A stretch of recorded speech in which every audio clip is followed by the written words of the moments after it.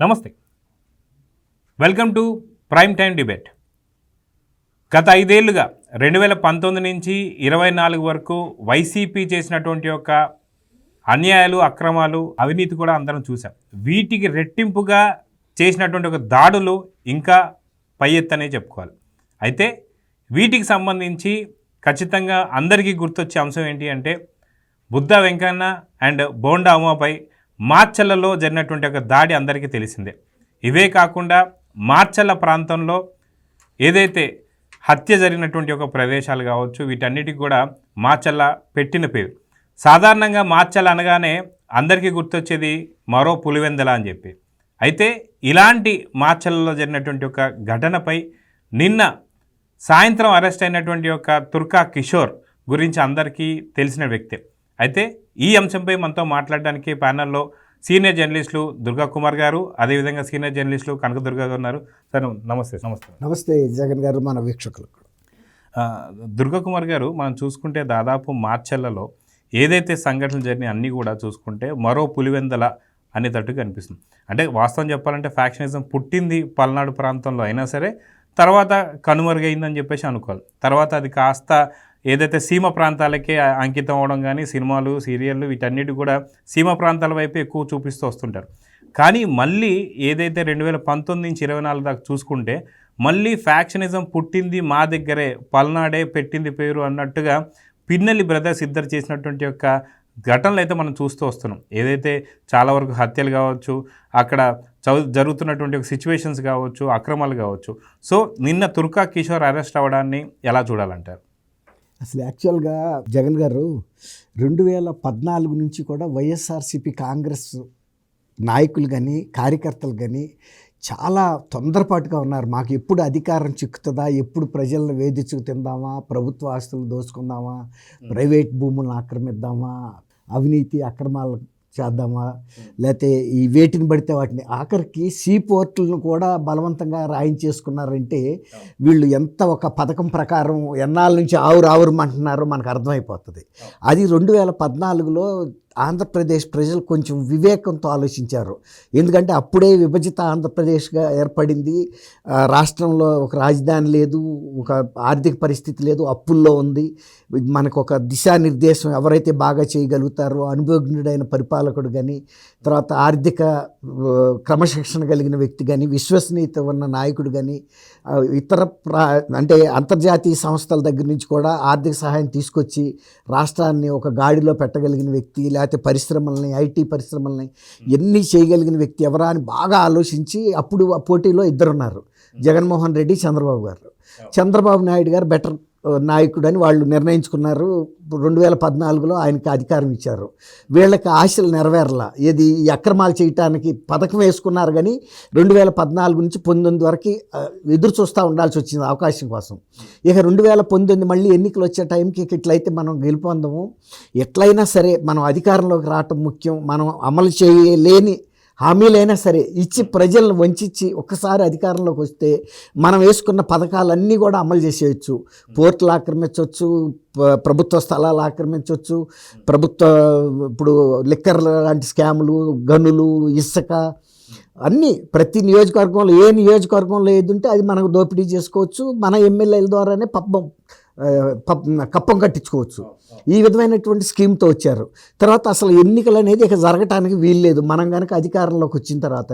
ఇప్పుడు ఆ 2019లో వీళ్ళు ఎన్నిక అయిన తర్వాత స్థానిక సంస్థలు ఎన్నికలు వచ్చినాయి. అసలు ఇంతవరకు స్థానిక సంస్థలు మరి నార్త్లో అయితే నేను చెప్పలేను, కానీ మన ఆంధ్రప్రదేశ్లో కానీ దక్షిణ భారతదేశంలో కానీ ఎన్నికల్ని ఇంత అబాస్పాలు చేసిన చరిత్ర ఎప్పుడూ లేదు. అసలు స్థానిక సంస్థలు అసలు జరగలేదండి. అవి కేవలం పోలీసుల బలం అడ్డం పెట్టుకుని, రెవెన్యూ అధికారులను అడ్డం పెట్టుకుని, ఆబ్కారీ పోలీసులను అడ్డం పెట్టుకుని, ఎవరైనా సపోజ్ ఇప్పుడు మీరు నామినేషన్ వేయటానికి వెళ్తే మీకు ఆబ్కారీ వాళ్ళు వచ్చి అడ్డం పడతారు, పోలీసులు అడ్డం పడతారు. అడ్డం పడి ఇప్పుడు కనుక నువ్వు ఇక్కడ కనుక నామినేషన్ వేసావంటే నువ్వు ఇంటికి వెళ్ళేటప్పటికి నువ్వు అక్రమ సారా అమ్ముతున్నట్టు నీ మీద కేసు పెడతాము, ఆల్రెడీ మీ ఇంటి దగ్గర మేము పెట్టొచ్చాము బాటిల్స్, పంచనామా చేయిస్తాము, నిన్ను ఎమ్మడబెట్టుకు తీసుకెళ్ళి పెట్టిన మాట వాస్తవం. దాంతో ఎవరి కాళ్ళు భయపడిపోయారు. తర్వాత పోలీసులు చాలా పిచ్చి పిచ్చి కేసులు పెడతామని కూడా, అంటే ఇప్పుడు స్థానిక సంస్థల ఎన్నికల్లో పోటీ చేస్తున్నారంటే ఏ పార్టీ అయినా అవనే, ఒక నలుగురిలో పలుకుబడి గల వ్యక్తే కదండి. అతని మీద ఇంట్లో వ్యభిచారం నడుపుతున్నాడని కేసు పెడతామని బెదిరించినప్పుడు ఎవరన్నా సాహసం చేయగలుగుతారండి? ఎన్నికల్లో పోటీ చేసి ఈ కేసు పెట్టించుకుని పేపర్లోను మీడియాల్లోనూ ఎక్కి, ఇప్పుడు అది అతను చేయకపోయినా కూడా వెంటనే మీడియాలో అయితే ఫ్లాష్ అయిపోతాయి. అందులో వాళ్ళ చేతిలోనే ఉంది మీడియా. ఇప్పుడు చంద్రబాబు నాయుడు గారు చెయ్యిని హత్యను కూడా వివేకానంద హత్య కేసులో చంద్రబాబు నాయుడు గారి చేతిలో ఒక బారెడు కత్తి పెట్టి జలజల రక్తం కారుతున్న ఫోటో వేసి మరీ వేశారు. మీడియాలో వాళ్ళే చంపారని కూడా రాశారు. అట్లా ఒక మీడియా వేసేటప్పుడు ఇంకొకళ్ళు మొత్తం అవుతుంది కదండి. ఇప్పుడు ఆయనంటే ఒక రాష్ట్ర స్థాయి నాయకుడు, గుండె నిబ్రం గల వ్యక్తి కాబట్టి తట్టుకుని మళ్ళీ వచ్చే ఎన్నికల్లో తిరిగి ఎన్నిక కాగలిగాడు. కానీ అందరికీ అంత ధైర్యం ఉండదు కదండి. ఒక మధ్యతరగతి వ్యక్తి అతను ఇలాంటి ఆరోపణలు వచ్చి ఇలాంటి కేసులు పెడితే ఆ కేసు నుంచి బయటపడాలంటే ఎన్నాళ్ళు పడుతుందో మీరు చెప్పండి, అక్రమ కేసులు పెడితే. అలా అక్రమ కేసులు పెట్టడానికి కూడా వీళ్ళంతా సిద్ధం చేసుకున్నారండి. మొన్న బుద్ధ వెంకన్న, బొండా అప్పుడు ప్రతిపక్ష పార్టీలో ఉన్నారు వాళ్ళు. మీరు అన్నట్టు అప్పటికి పల్నాడు సీమ అట్టుడికిపోతుందండి. ఈ పిన్నెల్లి రామకృష్ణారెడ్డి, వెంకటరామరెడ్డి బ్రదర్స్ కానీ వాళ్ళే కాదు, ప్రతి నియోజకవర్గంలో మీరు ఇందాక చెప్పారు అసలు ఫస్ట్లో పల్నాడు ఒకప్పుడు ఫ్యాక్షన్ అని. కానీ తర్వాత ప్రభుత్వాలు తెలుగుదేశం వచ్చిన తర్వాత ఆ సక్సెస్ ప్రభుత్వాలు వాటిని ఎక్కడి నుంచి ఎరాడికేట్ చేసేసి నిజానికి రాయలసీమలో కూడా చాలా వరకు వెళ్ళిపోయిందండి. ఊరికే సినిమాల్లో పెట్టుకోవటానికే తప్ప అంత లేదు. కానీ ఎప్పుడైతే ఇలాంటి అరాచక శక్తులు పార్టీలో అధికారంలోకి వచ్చినాయో, ఇప్పుడు పిన్నెల్లి రామకృష్ణారెడ్డి బ్రదర్స్ అంతకుముందు నథింగ్ వాళ్ళు ఆ ఊళ్ళో వాళ్ళు వడ్డీ వ్యాపారాలు చేసుకుని డైలీ ఫైనాన్స్ అంటారు చూసారా, సైకిళ్ళు వేసుకుని మార్కెట్లో తిరిగిన వాళ్ళు ఇవాళ మరి వాళ్ళు ఆ స్థాయికి వెళ్ళారంటే, హత్యలు చేసే స్థాయికి. అతను తెలుగుదేశం కార్యకర్తను కూడా, ఆయన పేరు పెద్ద ఆయన చంద్రయ్య గారిని గొంతు కోసి కూడా చంపారు కదా. నువ్వు కేవలం జగన్ జై అనమన్నాడు, వైఎస్ఆర్సీపీ జై అంటే అన్నందుకు. ఆ రకంగా మీరు అన్నట్టు వీళ్ళు ఇద్దరు ప్రతినిధులు వాళ్ళు ఎందుకు వెళ్ళారు, ఎన్నికల స్థానిక ఎన్నికల ఇన్ఛార్జీలుగా వెళ్ళారు. వెళ్తే తురకా రమేష్, ఇతను కిషోర్ అనే వ్యక్తి, వాళ్ళందరూ ఎమ్మడబడి, వాళ్ళు కారులో ఎమ్మడబడి ఊరు చివరి దాటి వెళ్ళిపోయినా కూడా అడ్డం పడి ఇంతంత మొద్దులండి, తుమ్మ మొద్దులు తీసుకొచ్చి కారులో అద్దాలు పగలగొట్టేసి, ఎట్లాంటి ఇనప రాడ్లు అసలు అవి తగిలితే మనుషులు బతకరు. ఆ రకమైన దాడి మనం ఇక్కడ కూడా చూడలేము. ఎవరితోనే ఏదైనా విభేదాలు ఉంటే రాళ్ళు ఇసురుకుంటారు, లేకపోతే లాఠీలు లాంటి కర్రలతో అద్దాలు పగలగొట్టిన చరిత్ర చూశాం. కానీ ఒక ఇంతంత మొద్దులతో అటాక్ చేశారు వాళ్ళు. అది చేసిన తర్వాత వీళ్ళు వెళ్ళి కేసు పెడితే కూడా ఆ రోజు ఏ కేసుని తీసుకున్నారండి? అసలు ఏ కేసు తీసుకోలేదు కదా. దాంతో ఆ కేసు అప్పటి నుంచి అట్లా అయిపోయింది. ఇప్పుడు ఈ ప్రభుత్వం వచ్చిన తర్వాత ఈ తురక కిషోర్ అనే వ్యక్తి 6 నెలల నుంచి రకరకాల సార్లు తిరుగుతున్నాడు. కానీ అతను తర్వాత ఇతను చైర్మన్ అయ్యాడు. అది గొప్ప విషయం ఏంటంటే, మున్సిపల్ చైర్మన్ వీళ్ళ మీద అటాక్ చేసినందుకు అర్హతగా ఈయనకి మున్సిపల్ చైర్మన్ చేశారు. అతన్ని జోగి రమేష్ని చంద్రబాబు నాయుడు గారి ఇంటి మీద అటాక్ చేస్తే 40 కార్లు తీసుకెళ్ళి మంత్రి పదవి వచ్చేసింది. అట్లా గతంలో ఏంటంటే ఏదో ఒక దౌర్జన్యం కనుక తెలుగుదేశం వాళ్ళ మీద చేస్తే రికార్డ్ అయ్యిందంటే చాలు పదవి వచ్చేసేది. ఈ వ్యక్తి 6 నెలల నుంచి వాడు తప్పించుకు ఫోన్లు మార్చుకుంటా తిరిగి ఆఖరికి హైదరాబాద్లో ఎస్ఆర్ నగర్లో ఒక లాడ్జ్లో రూమ్ తీసుకుని హాయిగా బీర్ తాగి పడుకుంటున్నాడు. ఇప్పుడు పోలీసులకి ఎంత ఇంటెలిజెన్స్ కావాలంటే ఆడు ఒక లాడ్జిలో ఉండడు, ఎప్పటికప్పుడు 2 రోజులకు ఒకసారి రోజుకు ఒకసారి లాడ్జి మారిపోతుంటాడు. వాళ్ళు ఇప్పుడు ఆంధ్రప్రదేశ్ నుంచి వచ్చిన పోలీసు ఎంత ఇంటెలిజెన్స్ ఉపయోగించి వాడిని ట్రాక్ చేసుకుంటా పట్టుకోగలిగారు. ఆయన రూమ్లో పడుకున్నప్పుడు పట్టుకున్నారు. అట్లాగే మీరు ఇంకోటి గుడివాడ కొడాలి నాని అని ఖాళీ అనే అతను రావి వెంకటేశ్వరరావు గారి ఆఫీస్ మీద పెట్రోల్ బాంబులతో దాడి చేశాడు. అతను ఎక్కడికి వెళ్ళాడు? అస్సాం అండి. ఎక్కడన్నా ఊహిస్తామండి? ఎక్కడ గుడివాడ, ఎక్కడ అస్సాం వెళ్ళి చేపలు అమ్ముకుంటున్నాడు. అక్కడ ఎవరికి అనుమానం వస్తుంది? లోకల్ వాళ్ళు కూడా ఏదో ఒక స్టేట్ గవర్నర్ వచ్చాడు అమ్ముకుంటున్నాడు అనుకుంటారు. కానీ మరి అక్కడికి ఆంధ్రప్రదేశ్ పోలీసు వెళ్ళి వాడు పలానా ఖాళీ, వీడు పలానా దాంట్లో దోషి అని పట్టుకొచ్చారు కదా. దీని మూలాన ఏమవుతుందంటే ఇట్లాంటి వాళ్ళు ఇంకా చాలామంది పట్టుకోవాల్సిన పరిస్థితి ఉన్న పోలీస్ ఫోర్స్ తక్కువ ఉంది. వీళ్ళేమో దూర ప్రాంతాలు. ఇప్పటికీ పిన్నెల్లి రామకృష్ణారెడ్డి తమ్ముడు వెంకటరామరెడ్డి అనుకుంటే అతని పేరు, అతను ఇప్పటికీ దొరకటం లేదు. పిన్నెల రామకృష్ణారెడ్డిని నెల్లూరు జైల్లో పెట్టారు. అంటే వీళ్ళు ఎప్పుడైనా క్రైమ్ చేసిన వ్యక్తి చాలా తెలివిగా ఉంటాడండి. ఎందుకంటే తెలుసు అతన్ని నన్ను అరెస్ట్ చేస్తారని. అందుకనే సుదీర్ఘ ప్రాంతాలకు వెళ్ళిపోతాడు. అసలు అక్కడ ఎవరు కనిపించకుండా, ఎవరు గుర్తుపట్టలేని ప్రదేశాల్లో అనామకుల్లాగా బతుకుతారు వాళ్ళు. ఇప్పుడు మొన్నట్రాక వీడు ఎంత సవాళ్ళు ఇసిరాడు ఇక్కడ, ఎవరినైనా సరే మాచర్లు వస్తే చంపి పడేస్తామని. మరి అట్లా చంపడేస్తా ఉన్న వ్యక్తి కూటమి ప్రభుత్వం వచ్చిన తర్వాత మరి పక్క రాష్ట్రం అయిన హైదరాబాద్ మహానగరం, ఇది పెద్ద సముద్రం, ఇందులో ఎవడెక్కడుంది ఎవడికి తెలుస్తుంది. అట్లా ట్రేస్ చేసి పట్టుకునే రాక కూడా మరి ఇట్ట తప్పించుకు పారిపోతున్నారు. అంతెందుకండి, సజ్జల భార్గవ రెడ్డి ఏం చెప్పాడు, ధైర్యంగా మీరు పోస్టులు పెట్టమని అందరినీ ప్రోత్సహించిన వ్యక్తి ఇవాళ తీరా అతని మీద కేసు పెడతారని దీని మీద యాంటిసిపేటరీ బెయిల్కి వెళ్ళాడు. ఇప్పుడు ధైర్యంగా ఎదుర్కోవాలి కదా. జగన్మోహన్ రెడ్డి ఇప్పటికీ చెబుతున్నాడు మీరు పెట్టండి నేనున్నానని. మరి అట్లాంటప్పుడు సజ్జల భార్గవ రెడ్డికి చెప్పాలి కదా, నువ్వు వద్దురా వెళ్ళొద్దు కేసు, మనం వెళ్ళి యాంటిసిపేటరీ బెయిల్ అవ్వటం పిరికివాడి తత్వం. వెళ్ళు ఫేస్ చెయ్యి, నువ్వు తెలిసే కదా తర్వాత పరిణామాలు ఎలా ఉంటాయో తెలిసే పోస్టులు పెట్టించావు. మరి యాంటిసిపేటరీ బెయిల్కి వెళ్తున్నావు ఎందుకు? ఇప్పుడు ఇటు ఈ వ్యక్తి ఉన్నాడు, ఆ రోజున సవాళ్ళు ఇసిరారు వీళ్ళు, ఆ మొద్దులు పట్టుకుని ఎవడొస్తాడో రండి ఎవరినైనా చంపేస్తామని. మరి చంపేస్తాం అన్నాడు, పక్క రాష్ట్రంలోకి వచ్చి తలదాచుకోవాల్సిన అవసరం ఏముంది? అంటే ఆ ప్రభుత్వం 30 ఏళ్ళ ఉంటుంది అనుకున్నారండి. ఆ ధైర్యంతో పిచ్చి పిచ్చి పనులని చేశారు. ఇవాళ కూటమి ప్రభుత్వం వచ్చేటప్పటికి వీళ్ళకి దాక్కోవటానికి కూడా ఎక్కడ దాక్కోవాలో తెలియక దేశాలు పట్టుకుని దేశ దిమ్మర్లాగా తిరుగుతున్నారు. ఎవడెక్కడున్నాడో తెలియదు. ఇంకా ఒకటొకటి బయటకు వస్తాయి. మీరు అన్నట్టు ఎంతో కాలం అయితే తప్పించుకోలేరు. ఇప్పుడు పోలీస్ శాఖ కూడా రకరకాల ప్రయత్నాలు చేస్తుంది. వాళ్ళ వాయిస్ రికార్డులను కూడా వాళ్ళు పరిశీలిస్తున్నారు. వీళ్ళ వాయిస్ రికార్డుల మీద విజిలెన్స్ పెట్టారు. వీళ్ళు దేశంలో ఎక్కడెక్కడ మాట్లాడుతున్నా కూడా వాయిస్ రికార్డర్ని గమనిస్తున్నారు. అట్లా వెళ్ళి పట్టుకోవాల్సినంత పరిస్థితి వచ్చింది. అయితే కనకదుర్గ గారు మనం చూసుకుంటే దాదాపు వైసీపీ చేసినటువంటి అరాచకాలు మన సినిమాల్లో కూడా చూసి ఉండకపోవచ్చు.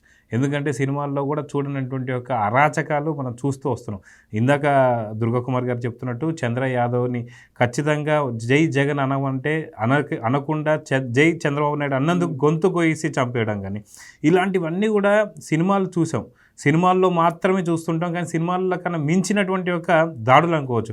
కనీసం ఈ తుర్కా కిషోర్ చేసినటువంటి దాడి ఏదైతే ఉందో మాచర్ల రింగ్ రోడ్ దగ్గర, అక్కడ ఇంత పెద్ద దుంగ పట్టుకొని ఆ యొక్క కార్ అద్దాలు పలగొట్టి ఒకవేళ నిజంగా తగలకూడని చోట తగిలుంటే, ఇద్దరు కూడా వీఐపీలే, ఇద్దరు కూడా ఇన్ఛార్జ్లే, ఇద్దరు టీడీపీకి సంబంధించిన ఇన్ఛార్జ్లు, బుద్ధా వెంకన్న గారు కావచ్చు, లేదంటే బోండా ఉమా గారు కావచ్చు. నిజంగా ఆ రోజు పరిస్థితి ఒకవేళ ఆ రోజు నాకు బాగా గుర్తు ఏంటి అంటే, అక్కడ ఒకవేళ మాచర్ల రింగ్ రోడ్ మారి అది కింద ఒకవేళ ఎర్రనపల్లం రూటు ఏదైతే మార్కాపురం వెళ్ళే రూట్ కింద వెళ్తే అక్కడికి కూడా ఫోన్ చేసి చెప్పారంట వైసీపీ నేతలు, ఎక్కడికక్కడ వాళ్ళు దొరికితే వాళ్ళని వేసేయమని చెప్పి. వాళ్ళు ఏదో తప్పించుకొని నాగార్జున సాగర్ రూట్ నుంచి నల్గొండ అంటే దాదాపు తెలంగాణ ప్రాంతానికి వచ్చారు కాబట్టి సరే నిజంగా ఆ రోజు ఒకవేళ ఏదైనా జరిగి ఉంటే ఏమై ఉండేది కనకదుర్గ గారు? ఏంటండి అసలు ఇప్పుడు మీరు తీసుకుంటే వీళ్ళ అరాచక పాలన 2019 నుంచి 2024 వరకు చూస్తే తెల్లారి లేస్తే ఎవరిని వీళ్ళు ఏం చేస్తారు, ఎవరిని చంపుతారు, ఎవరిని కొడతారు, లేకపోతే ఆడవాళ్ళు ఎవరు మాయమైపోతారు, అసలు మొత్తం అసలు మీరు ఏ ఇష్యూ తీసుకున్నా కూడా అది వైసీపీతో లింక్ అయ్యే ఆ 2019 నుంచి 2024 వరకు. ఎట్ ద సేమ్ టైం ఈ తురకా కిషోర్ ఎవడైతే ఉన్నాడో వీళ్ళు నామినేషన్ వేయడానికి వెళ్తే లోకల్ తెలుగుదేశం వాళ్ళని వెళ్ళనివ్వకపోతే అప్పుడు చంద్రబాబు నాయుడు గారు చెప్తే అప్పుడు బుద్ధా వెంకన్న బోండా ఉమా అక్కడికి వెళ్ళారు. వెళ్తే ఇది జరిగింది. ఇది జరిగాక మీరు చెప్పినట్టు ఆ రోజు వాళ్ళ రోజు బాగుంది కాబట్టి వాళ్ళు బతికి బయటపడ్డారు. లేకపోతే ఏం జరిగి ఉండేది? అంతే. ఇప్పుడు మనం మాట్లాడుకోవడానికి కూడా మనుషులు ఉండేవాళ్ళు కాదు కదా. అంటే వాళ్ళు చాలా అదృష్టవంతులు నన్ను అడిగితే. ఎక్కడో వాళ్ళు కానీ ఇంకొకటి చూసారు, అక్కడ ఒక తెలివైన పనిలో తెలివి తక్కువ పని ఏంటంటే వైసీపీ చేసింది, నల్గొండ నాగార్జున సాగర్ వైపు మనుషుల్ని పంపించాల. అంటే వాళ్ళు యాంటిసిపేట్ చేయలేదు వీళ్ళు ఈ రోడ్లో వెళ్తారని అనుకుని ఉంటారు.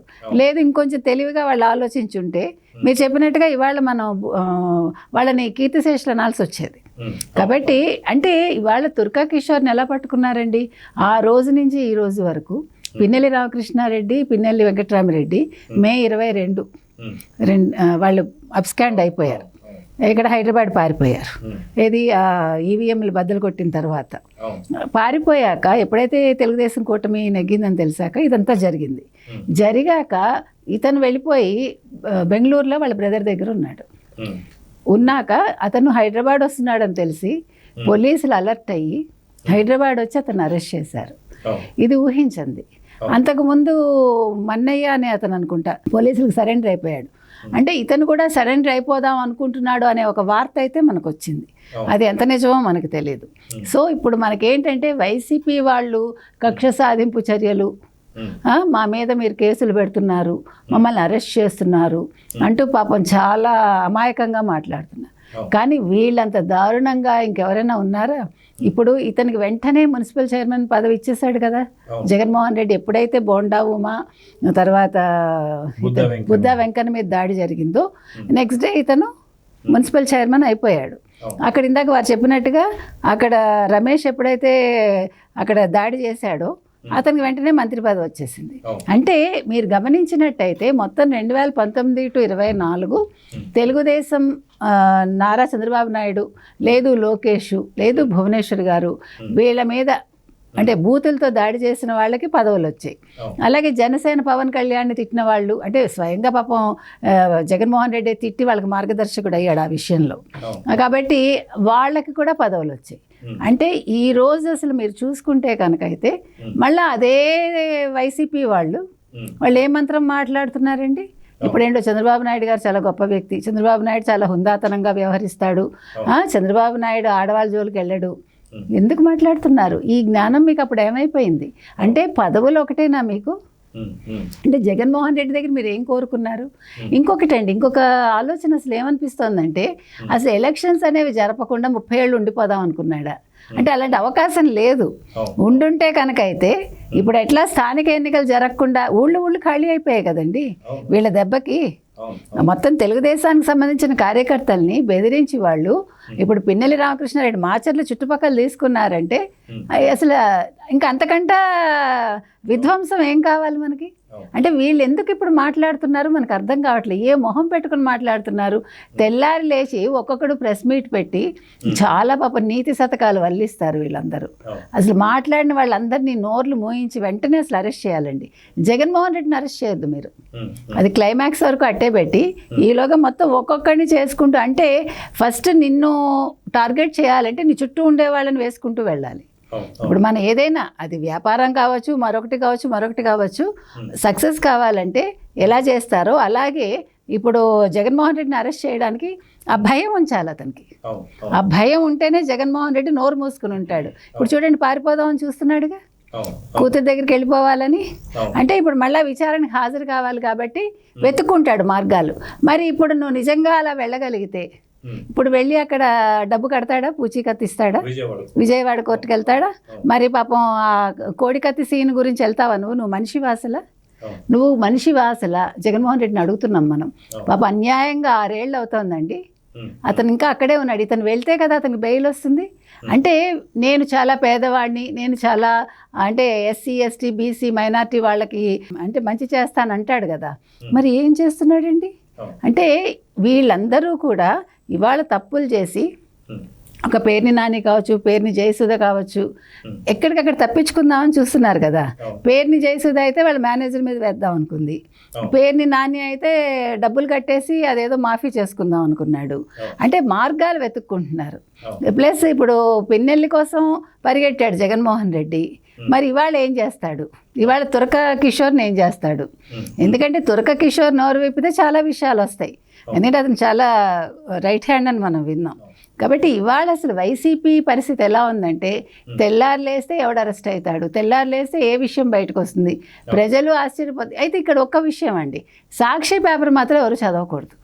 మీకు కరెక్ట్గా న్యూస్ కావాలి, నిజాలు తెలుసుకోవాలంటే TV5 చూడండి, ABN చూడండి, ఆంధ్రజ్యోతి చదవండి, లేదు ఈనాడు చదవండి, లేదు మరొక ఇంగ్లీష్ పేపర్ చదవండి.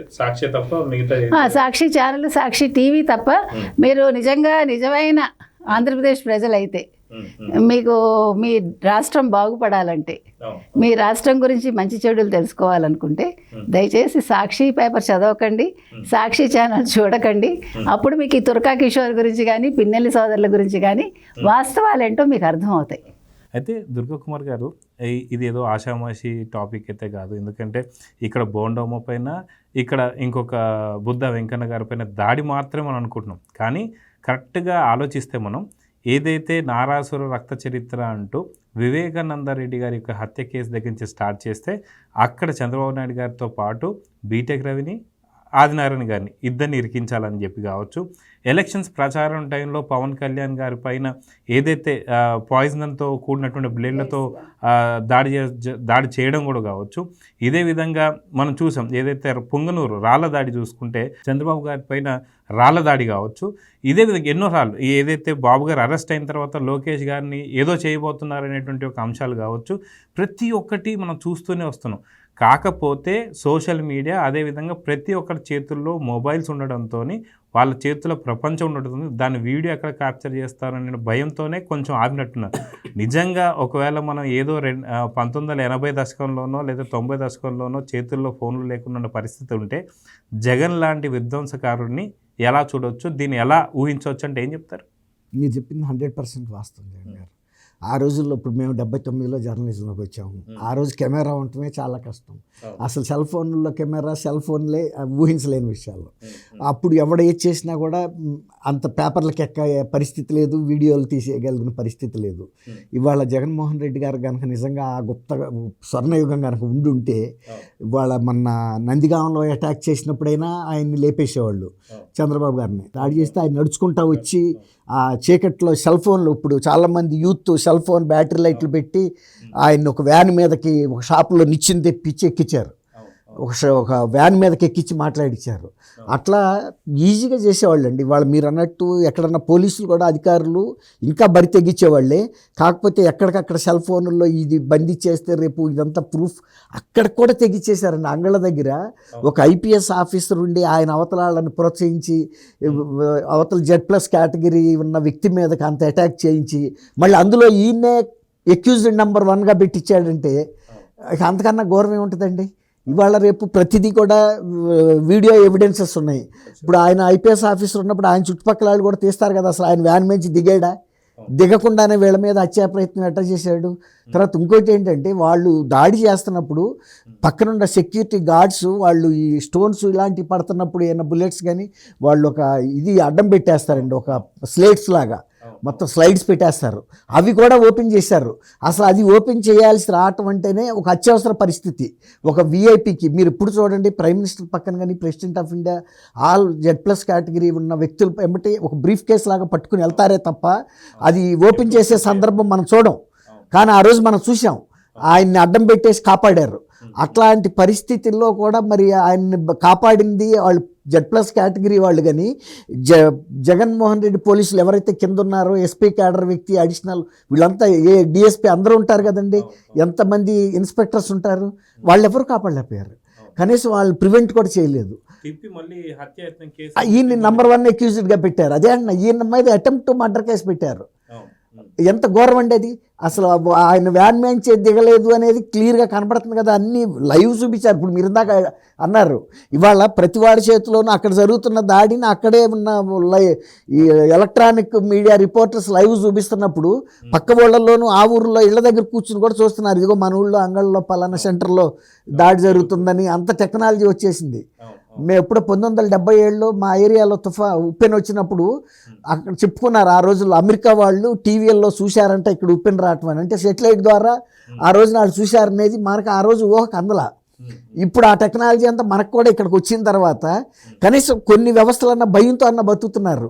లేకపోతే ఏమి దిక్కు దివాణం లేదు. ఇప్పుడు అన్ని వ్యవస్థలు ఉండి కూడా డోర్ డెలివరీ ఇవ్వటానికి అనంతబాబు పట్టుకెళ్ళి అతన్ని డ్రైవర్ని తీసుకెళ్ళిపోయాడు సుబ్రహ్మణ్యాన్ని. అంటే ఏం చేయలేరు, ఎవడేం చేస్తాడు, మా గవర్నమెంట్ ఉంది, అదే అహంభావంతో వాళ్ళు ఇట్లాంటి క్రైమ్స్ అన్నీ చేశారు. లేకపోతే మళ్ళీ 5 ఏళ్ల తర్వాత మనం ఉంటామో ఉండవో అనే అనుమానం ఉంటే చేయరండి, చేయరు. కానీ అసలు అధికారులు కూడా సహకరించరు, వాళ్ళని కూడా భ్రమంలో పెట్టారు. మీకేం భయం లేదు, మేమందరూ చేయటం లేదా. ఇప్పుడు సీఎంఓలో ఉన్న ఐఏఎస్ అధికారులు లేకపోతే డీజీ క్యాడర్లో ఉన్న ఐపీఎస్ అధికారులు కింద ఆయనకి ఏం చెప్పారు, విశాల్ గున్ని నేను సహకరించనంటే ఏం కాదు మేమందరం లేవా, మేమందరం 30 ఏళ్ళ పాటు ఉంటుందని నువ్వు వెళ్ళే అమ్మాయిని పట్టుకురా, జిత్వాని కాదంబరి జిత్వాని తీసుకురా, ఏమవుదని ప్రోత్సహించి కదా పంపించారు. లేకపోతే అతను నా ట్రాన్స్ఫర్ ఆర్డర్ అయిపోయింది కదండి, నన్ను ఇక్కడ రిలీవ్ చేయండి నేను వెళ్ళిపోతానంటే ఈ అసైన్మెంట్ చేసి కానీ నిన్ను రిలీవ్ చేయమని చెప్పి ఫోర్స్ చేశారు. ఆ రకంగా అధికారులే ఒక తప్పుదోవలో పడిపోయారు. ఇప్పుడు అనధికారులు అంటే ఇప్పుడు ఇతను మనం ఎవడో ఈ తురకా కిషోర్ గురించి పెద్ద ఆలోచించక్కర్లా. ఆడు ఏదో ఒక పదవి కోసం ఆశించాడు, వచ్చిందో చచ్చిందో అయిపోయింది. కానీ కెరీర్ అంతా పోగొట్టుకున్న ఐఏఎస్లు ఐపీఎస్ల పరిస్థితి ఏంటి మీరు ఆలోచించండి. అట్లా వాళ్ళు ఏంటంటే వీటిని పెంచి పోషిస్తాము, మేము దీని మీదే మా పరిపాలన సాగుతుంది, ధీమాతో చేసిన పనులు ఇవన్నీ. అయితే కనకదుర్గ గారు మనం చూసుకుంటే దాదాపు ఓన్లీ ఇక్కడ బోండమ్మ గారి మీద కావచ్చు, బుద్ధ వెంకన్న గారు కావచ్చు, ఈ దాడి విజువల్స్ అయితే చాలా చాలా పర్టికులర్గా చూసాం. అది నిజంగా ఎలా ఉంది అంటే అసలు ఇక ఒక పక్కన బండి అడ్డొస్తున్నా సరే ఆ దుంగతో లోపలికి మరి పెట్టి కొట్టడం చూస్తూ వస్తున్నాం, పగలగొట్టడం. అది నార్మల్ కార్ కూడా కదా, దాదాపు ఆడి కార్ అనుకుంటున్నాను తెలిసి. ఆడి కార్లు దానికి సంబంధించి మిగతా వాహనాలకు సంబంధించి ఉన్నట్టుగా ఉండదు, దాని భద్రత కొంచెం డిఫరెంట్గా ఉంటుంది, థిక్నెస్ కూడా హెవీ ఉంటాయి. అలాంటి వాటిని ఆపలేవు. అదంటే అలాంటిది ఇలాంటివి చూసాం. కానీ 2019-24 ఏదైతే వీళ్ళ ప్రభుత్వం ఏదైతే వైసీపీ హయాం దాటిపోయిన తర్వాత కూటమిలోకి వచ్చిన తర్వాత కొంతమంది ఇంటెలిజెన్సీ ఎవరైతే వర్గాలు ఉన్నాయో వాళ్ళు చాలామంది సంచలనమైనటువంటి విషయాలు బయటపెట్టారు. ఏంటి అంటే ఖచ్చితంగా 2019-24 లోపల చంద్రబాబు నాయుడు గారు కానీ, లేదా లోకేష్ గారిది కానీ, లేదా పవన్ కళ్యాణ్ గారిని కానీ, లేదా మిగతా ఎవరైతే ప్రముఖులు ఉంటారో వీళ్ళల్లో ఎవరో ఉన్న ఒక ఇద్దరిని మాత్రం హత్య చేయాలి, భయం పుట్టాలి, నెక్స్ట్ టైం మళ్ళీ ఎలక్షన్ అనే మాట రాకుండా చేయాలనేటువంటి ఒక వార్తలు అయితే వచ్చాయి. నిజంగా దీంట్లో నిజాలు ఉన్నాయంటే ఖచ్చితంగా ఈ తురక కిషోరే అన్నాడు ఆ మాట. అప్పుడు ఆ రోజు ముందు అసలు తెలుగుదేశానికి సంబంధించిన వాళ్ళని ఒకటినైనా వేసేస్తే కానీ వీళ్ళకి భయం రాదని అన్నాడండి ఖచ్చితంగా. సో అంటే 19-24 వరకు వీళ్ళు ప్రాణాలతో బ్రతికి బట్టకట్టారంటే చంద్రబాబు నాయుడు గారు కావచ్చు, లేదు పవన్ కళ్యాణ్ కావచ్చు, లోకేష్ కావచ్చు, వాళ్ళకి ఇంకా భూమి మీద నూకలు ఉండబట్టి అనుకోవాలి అంతే. అంటే ఇందాక మీరు అన్నారు చూడండి, ఈ సోషల్ మీడియా భయం లేకపోతే ఇదే పాత తరం అయితే మాత్రం మనం ఈరోజు ఎవరిని చూస్తుండే వాళ్ళం కాదు. అదే ఇదే ధీమాతోన బోరుగడ్డ అనిల్ కూడా గంటలో లేపేస్తానని అంతే కదా, గంట కూడా కాదు, అరగంట టైం చాలన్నాడు. ఇప్పుడు అరగంట టైంలో బోరగడ్డలు లేపచ్చు కదండి, అది పెద్ద విషయమా? కానీ అది కాదు కదా. మనం ఏ సమాజంలో ఉంటున్నాం అనేది మర్చిపోయి అసలు జగన్మోహన్ రెడ్డికి నిజంగా బొర్రుండుంటే అసలు ఈ రకంగా చేస్తాడండి? అసలు ఎంత చక్కగా పరిపాలన సాగించి ఉండొచ్చు. అసలు చంద్రబాబు నాయుడుకి అవకాశం ఇచ్చి ఉండకపోవచ్చు తెలివైన వాడైతే.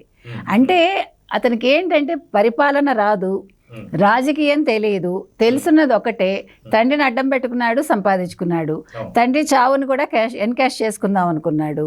ఇప్పుడు అవకాశం వచ్చింది, మొత్తం తిన్నాడు. పోనీ నువ్వు తింటే తిన్నావు, నీ చుట్టూ ఉండే వాళ్ళ చేత కూడా తినిపించి ఇప్పుడు వాళ్ళందరూ కూడా లబోదిబోం అంటున్నారు. ఎందుకంటే ఇందాక నేను ఎందుకు వద్దన్నాను జగన్మోహన్ రెడ్డిని ఇప్పుడే జైల్లో పెట్టకూడదని. ఎప్పుడూ కూడా అతని బలాన్ని మొత్తం తగ్గిస్తేనే అతను బలహీనుడు అవుతాడు. సో ఈ చుట్టూ ఉండే వాళ్ళు చేసిన తప్పిదాలు ఏవైతే ఉన్నాయో వాటిని వెలికి తీసి ఇప్పుడు ఏదైతే జగన్మోహన్ రెడ్డి ఆనందపడ్డాడో, అంటే ఆయన కళ్ళల్లో ఆనందం కోసం, ఆయన ఆ నవ్వు కోసం, ఆయన ఒక నవ్వు నవ్వుతాడు చూడండి వెకిలిగా, ఆ చిక్కటి చిరునవ్వు అనే పదం విన్నాక కాఫీ తాగుబుద్ధి కావట్లేదు చాలా మందికి, మీకు తెలుసో లేదో. కాబట్టి ఆ చిరునవ్వు కోసం ఆయన ఎలాగ సంతోష పెట్టాలి అన్న విషయంలో వీళ్ళు రీసెర్చ్లు చేసి వీళ్ళు ఈ రకంగా అంటే బూతులు తిట్టడాలు, లేకపోతే ఇలాగా దాడులు చేయడాలు, లేదు ఇళ్ల మీదకి వెళ్ళి పడ్డాలు, లేదు కార్యాలయాలు ధ్వంసం చేయటాలు, అంటే రకాలుగా విధ్వంసాలు చేయాలో అన్నీ చేసి ఆయన కళ్ళల్లో ఆనందం చూశారు. ఇప్పుడు జగన్మోహన్ రెడ్డి కళ్ళల్లో భయం చూడాలంటే మీరేం చేయాలి? ఈ విధ్వంసాలు ఏవి తెలుగుదేశం కూటమి చేయక్కర్లా, వీళ్ళందరూ అప్రూవర్లుగా మారిపోయేలాగా వాళ్ళ విషయాలు బయటకు తీసి వాళ్ళు నిజాలు కక్కాక నిజాలు ఆయన ముందు పెట్టి అప్పుడు ఆయన కళ్ళల్లో భయం చూడాలి. అప్పుడు ఆనందం చూసాం కదా, ఎత్తేసారు చంద్రబాబు నాయుడు అన్నప్పుడు ఎంత ఆనందపడిపోయాడు, ఎంత నవ్వాడు. ఇప్పుడు అది మనం ఆయనలో చూడాలి. ఇది ఇప్పుడు తెలుగుదేశం కూటమి చేయాల్సిన పని. అయితే ఫైనల్గా దుర్గాకుమార్ గారు, మన నిజంగా ఇప్పుడు దాదాపు కూటమి ప్రభుత్వం ఏర్పడి ఒక 7 నెలలు అవుతుంది అనుకోవచ్చు. ఈ 7 నెలల తర్వాత ఇది ఫస్ట్ న్యూ ఇయర్ కింద మనం చూడవచ్చు. అయితే నూతన సంవత్సరంలో నిజంగా ఏపీ ప్రజలు, మీరు ఇందాక అన్నారు దాదాపు మీకు ఉన్నటువంటి ఒక జర్నలిజం ఎప్పటి నుంచో సీనియారిటీగా ఉన్నారు కాబట్టి ఎప్పటి నుంచో ఉన్నటువంటి ఒక పరిస్థితులను చూసుకొని 2019-24 పరిస్థితులు మీరు చూశారు కాబట్టి ఈ 7 నెలల పరిస్థితి నిజంగా ప్రజలందరూ స్వేచ్ఛా వాయువులు పీల్చుకుంటున్నారా లేదా, నిజంగా న్యూ ఇయర్ ఎలా జరిగింది అంటే ఏం చెప్తారు? మీరు అన్నట్టు ఒక తుఫాన్లో చిక్కుకున్న ప్రజలకి ఎటు కూడా దారి తిన్ను కనపడని పరిస్థితుల్లో కొట్టుమిట్టాడారండి 5 ఏళ్ల పాటు. ఒక్క తప్పుకి ఒక్కసారి అని అడిగినందుకు, ఒక్కసారి ఇద్దాము, ఇస్తే ఏం చేస్తాడో చూద్దాం అనుకున్నందుకు ద వెరీ నెక్స్ట్ డేనే ప్రజావేదికని స్మాష్ చేశాడు. ఇక అక్కడి నుంచి మొదలుపెట్టి ఎవరైతే ఎన్నుకున్నారో ఆ ప్రజలనే శత్రువులుగా ఎంచుకోవటం అనేది మరి ఎక్కడ ఒక నియంతృత్వ పరిపాలనలో కూడా ఉండదండి. ఏదో కొన్ని వర్గాలను ఎవరైతే వాళ్ళ పొలిటికల్ ఐడియాలజీతో డిఫర్ అవుతారో వాళ్ళని అటాక్ చేస్తారు, కానీ ఇక్కడట కాదు. ఒకళ్ళని అందరినీ తల్లిని చెల్లితో పాటు అందరినీ కుటుంబంతో పాటు మీరు అన్నట్టు ఎన్నికలకు ముందే బాబాయిని లేపేశాడు. అది తెలిపి నాకు తెలియదు పలానా ఆయన లేపాడు ఈయన అనేసి చెప్పాడు. వాళ్ళ పేపర్లో కూడా అదే వేసాడు, ఇంకా ఏ పేపర్లో కూడా వేయలేదు. దానికి తోడు మళ్ళీ సమర్థించుకోవడానికి సొంత బాబాయ్ వ్యక్తిత్వ హననాన్ని ఎవడన్నా చేసుకుంటాడండి? సొంత బాబాయ్ వ్యక్తిత్వ హననం మన కుటుంబాన్ని మనం హననం చేసుకున్నట్టే కదా. అట్లాగే సొంత చెల్లెల వ్యక్తిత్వ హననాన్ని కూడా నువ్వు అన్నవే కాదంది. చంద్రబాబు గారు నా వ్యక్తిత్వాన్ని నా ఇదిని గౌరవించాడని చెప్పింది. ఇప్పుడు చంద్రబాబు నాయుడు గారు తండ్రి లాంటి వ్యక్తి, ఆయన అందరినీ సమదృష్టితో చూస్తాడు. షర్మిల గారిని కూడా అదే దృష్టితో చూశాడు. ఎక్కువ కూడా చూడలేదు, తక్కువ కూడా చూడలేదు. ప్రత్యేకంగా ఆమె కూడా ప్రత్యేకంగా చేయలే. ఎవరైనా సరే, ఆ షర్మిల అయినా విజయమ్మ అయినా సరే, ఎవరిని కూడా మనం అట్లాంటి నిందాపూర్వకమైన ఆరోపణలు, అసహ్యకరమైన పోస్టింగ్లు పెట్టొద్దు అన్నాడు. అట్లా పెట్టిన ఎవరినైనా కూడా గవర్నమెంట్ శిక్షిస్తా అన్నాడు. అదే తను గవర్నమెంట్లో తను వ్యక్తిగతమైన సిబ్బందితో పెట్టించాడు. అది విచిత్రంగా లేదా? ఇప్పుడు సొంత కుటుంబ సభ్యుల్ని మనం ఖర్చు పెట్టి మనం జీతాలు ఇచ్చిన మనుషులతో తిట్టించడం అంటే ఇక అంతకన్నా ఇంకా తల వంచుకోవాల్సిన విషయం ఏముంటుందండి? అట్లా ఇప్పుడు ఈ ప్రభుత్వం వచ్చిన తర్వాత ముందు ఒకటి ఫీల్ అయ్యారండి అందరూ, గ్రామాల్లో ప్రశాంతత వచ్చేసిందండి. పోలీసు అధికారులు కూడా ఒక రకంగా హాయిగా బతుకుతున్నారు. గతంలో పోలీసు అధికారులు నిజంగా చెప్పాలంటే ప్రెషర్ తగ్గిపోయింది. ఎందుకంటే నువ్వు వెళ్ళి వాళ్ళని అరెస్ట్ చేసి తీసుకురా, వాళ్ళని తీసుకొచ్చి ఎరా చేయి, ఆ కొట్టే క్రమంలో చచ్చిపోతే ఎవడండి బాధ్యత ఇస్తాడు? వాళ్ళే సస్పెండ్ అవ్వాలా? వాళ్ళ మీదే మర్డర్ కేసు బుక్ అవుతుందా? అది వాళ్ళేమి సంతోషంగా చేశారనుకోవడానికి కూడా లేదు. పూర్తి అందరూ ఎవరో కొంతమంది ఓవర్ యాక్షన్ చేసిన వాళ్ళు ఉన్నారు, కానీ కొంతమంది ప్రభుత్వ ఒత్తిడి మేరకు మాత్రమే చేశారు. ఇవాళ ఎప్పుడైతే ఆ ప్రభుత్వ ఒత్తిడి లేదో వాళ్ళు కామ్ అయిపోయారు. ఎవరైతే కొద్దిగా ఓవర్ యాక్షన్గా చేశారో ఇప్పటికీ వాళ్ళు కొంచెం వైఎస్ఆర్సీపీ పట్ల మొగ్గుగా ఉంటున్నారు కొన్ని గ్రామాల్లోనూ, కొన్ని పోలీస్ స్టేషన్లో. ఇప్పుడు అంత మేరకి ప్రజలైతే రిలీఫ్ ఫీల్ అవుతున్నారు. తర్వాత గతంలో నేను మీకు కూడా ఇదే చర్చ సందర్భంలో చెప్పా, ఇప్పుడు కూకట్పల్లి దగ్గర హాస్టల్స్లో ఆంధ్రప్రదేశ్కి చెందిన పిల్లలు ఉద్యోగాలు లేకపోయినా కూడా అక్కడ కేసులు పెడుతున్నారు. ఆ కేసులు పెడితే రేపు మనం ఉద్యోగాల్లోకి వెళ్ళలేమన్న భయానికి తల్లిదండ్రులు తీసుకొచ్చి ఇక్కడ హాస్టల్లో పెట్టించారు. ఇవాళ ఆ పిల్లలంతా వెళ్ళిపోయారా? తర్వాత ఇప్పుడు ఇసుక కూడా నియంత్రించేటప్పటికి నిర్మాణ రంగం కుదేలైపోయి వ్యవసాయ రంగం తర్వాత ఎక్కువ ఉపాధి ఇచ్చేది అదే. దాని మీద ఆధారపడ్డ వర్కర్లు అందరూ ఇతర రాష్ట్రాలు వలసబాట పట్టారా? ఇప్పుడు వాళ్ళు తిరిగి వచ్చారు. అట్లా తర్వాత ఇంట్లో ఆడవాళ్ళు ముసలాళ్ళను కూడా ఎంత వేధించారండి. మీ అబ్బాయి ఎక్కడికి వెళ్ళాడు, మీ ఆయన ఎక్కడికి వెళ్ళాడు, ఇది ఏంటి అది ఏంటి అని వాళ్ళకి అంత మేరకు అయితే ఫ్రీ అయ్యారండి. రెండోది ఇంకోటి ఏంటంటే ఇప్పుడు గ్రామాల్లో కూడా యువత ప్రశాంతంగా వాళ్ళు ఎలాంటి మనం ఉపాధి మార్గాలు ఎత్తుక్కోవాలి, ప్రభుత్వం నుంచి ఇచ్చే సహాయం కానీ, తర్వాత ఇప్పుడు ఐటీ సెక్టర్ నుంచి వస్తున్న పరిశ్రమలు కానీ ఒక ఆశాజనకమైనటువంటి వాతావరణంలో కొనసాగుతుంది. నేను ఊళ్ళకి వెళ్తాం కదండి, మళ్ళీ రేపు సంక్రాంతి కూడా వెళ్తాం కదా. ఇప్పుడు వెళ్ళినప్పుడు మనం ఇంకా డిఫరెన్స్ చూస్తాం. అయితే కనకదుర్గ గారు లాస్ట్లో ఫైనల్గా మీ వర్డ్స్ ఏంటంటే, ఇప్పుడు మనం చూసాం ఏదైతే టీడీపీ పార్టీ ఏదైతే కేంద్ర కార్యాలయం ఉందో దానిపైన దాడి జరిగినప్పుడు దానికి సంబంధించి కొంతమంది అరెస్ట్ చేయడం జరిగింది. ఏదైతే ప్రకాశం బ్యారేజీకి సంబంధించి నందిగామ సురేష్ అరెస్ట్ చేయడం జరిగింది. ఇదే విధంగా పిన్నెల్లి రామకృష్ణ గారు ఏదైతే ఈవీఎం ప్యాడ్లను పలగొట్టిన దాని మీద. సో అన్నీ జరుగుతున్నాయి, కానీ అందరూ కూడా ఒకే ఒక దాని మీద చాలా ఆసక్తిగా ఎదురు చూస్తున్నటువంటి ఒక విషయం ఏంటి అంటే వివేకానంద రెడ్డి గారి యొక్క హత్య కేసు. దీన్ని కూటమి ప్రభుత్వం అతి తొందరలో తెరవబోతుందా? నిజంగా అవినాష్ లాంటి వాళ్ళు అరెస్ట్ కాబోతున్నారా? ఎప్పుడు అవుతారని కొంతమంది ఈగర్గా వెయిట్ చేస్తుంది. దీని మీద మీరేం చెప్తారు? ఖచ్చితంగానండి. ఇప్పుడు ఇందాక సార్ చెప్పినట్టుగా జగన్ అందరినీ వాడుకుని వదిలేశాడు, బయటికి పంపించేశాడు. తెలివి తక్కువ వాడని మనం చెప్పాం కదా.